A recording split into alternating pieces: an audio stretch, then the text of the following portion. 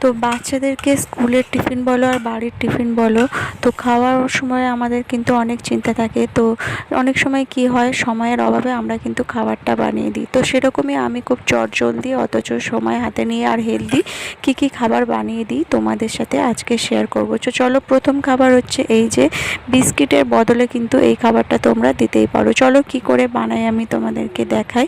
এই যে দেখো, আমি কিন্তু এই বিস্কিটটার জন্য অ্যাকচুয়ালি এটার নাম দিয়েছি প্যানকেক। তো দেখো, সুজি আর ময়দা কিছুটা নিয়ে নিয়েছি। সুজির ভাগটা থাকবে বেশি, যাতে খাবারটা খুব সুন্দর হয়। আর এর সাথে আমি একটু নিয়ে নিচ্ছি ওটস, আর একটু তো ফ্লেভার মানে মানে মিষ্টি মিষ্টি খাবার বাচ্চারা বেশি পছন্দ করে। আর স্বাদ মতো লবণ দিয়ে এটাকে কিন্তু হালকা জল দিয়ে কিছুক্ষণ আমি ভিজিয়ে রেখেছিলাম, যাতে একটু এগুলো মানে ভিজে ভিজে নরম হয়ে যায়।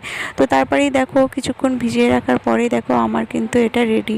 তো এইবারে পালা এটাকে ছোট ছোট প্যানের আকারে। তো তার আগে কিন্তু একটা লক্ষ্য রাখতে হবে, কড়াটা কিন্তু ভালোভাবে গরম রাখতে হবে।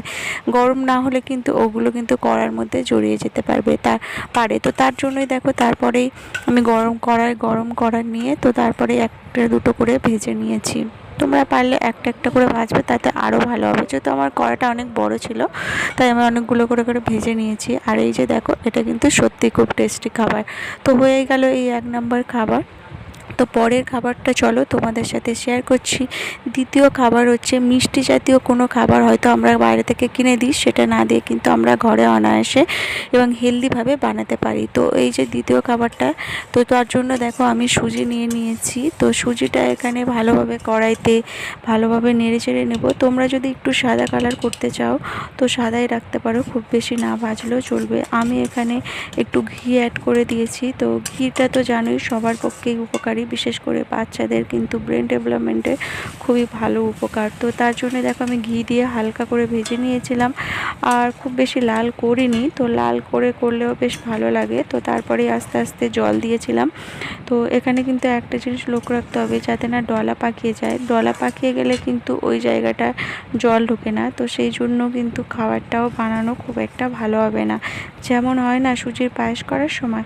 তো যাই হোক, দেখো আমি এর মধ্যে চিনি দিয়ে দিয়েছি আর বাতাসা দিয়েছি একটু, আর গুড় থাকলেও গুড় দিতে পারো। তো যাই হোক, আমি এই দুটো জিনিসই দিয়েছি। আর এই যে দেখো, এইখানটায় এটা হচ্ছে বেশি সাবধানতা, যাতে যখন কড়াই একদম উঠে উঠে আসবে সেই মুহূর্তে আমি গ্যাসটাকে বন্ধ করে দিয়েছি।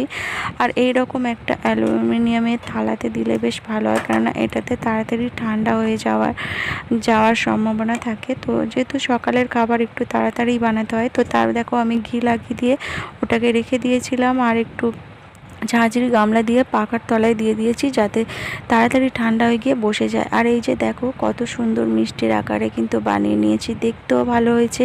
তো বাচ্চাদেরকে খাওয়ার সাথে সাথে ওদের যদি জিনিসটা দেখতে ভালো লাগে, ওদের কিন্তু খেতেও কিন্তু আগ্রহটা বেড়ে যায়। তো হলো তো 2 নম্বর খাবার।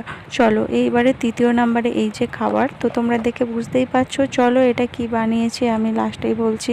তো দেখো, ময়দা কিন্তু এখানে আমি যেমন পরোটা বানাই তার মতো কিন্তু মাখা বানিয়ে নিয়েছি। দেখো, তেল আর একটু সামান্য চিনি আর লবণ দিয়ে এরকমভাবে ডো বানিয়ে নিয়েছি। তো কিছুক্ষণ আমি রেখে দিয়েছিলাম, যেহেতু চিনি দিয়েছি, চিনিটা গলে গেলে কিন্তু ভালো লাগে।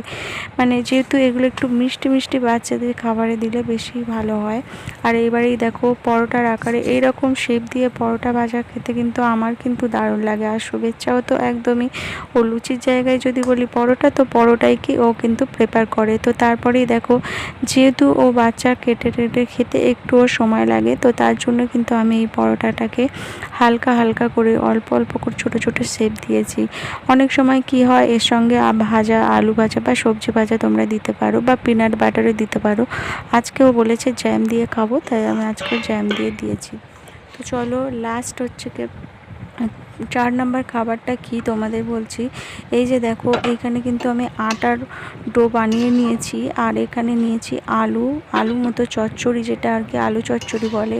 এর মধ্যে একটু টেস্টি মশলাও দিয়ে দিতে পারো। তো তারপরেই দেখো কিভাবে খাবারটা বানিয়েছি। এটা একটু সময় সাপেক্ষ, কিন্তু 2-3টে বানাতে কিন্তু খুব একটা সময় লাগবে না, যেহেতু 2টো খেলেই কিন্তু বাচ্চাদের কিন্তু পেটটা অনেকটাই ভরা হয়ে যাবে। আর এটা তো একদমই স্বাস্থ্য হেলদিকর খাবার। তো যাই হোক, দেখো এই যে আমি পুরটা বানিয়ে নিয়েছিলাম, আর ময়দা এই এটা আমি ময়দা দিয়েও করতে পারো, তো আজকে আমি ময়দা দিইনি, যেহেতু ময়দা সবসময় খাওয়াও ভালো না, আটাটাও ওদেরকে অভ্যাস করাতে হবে।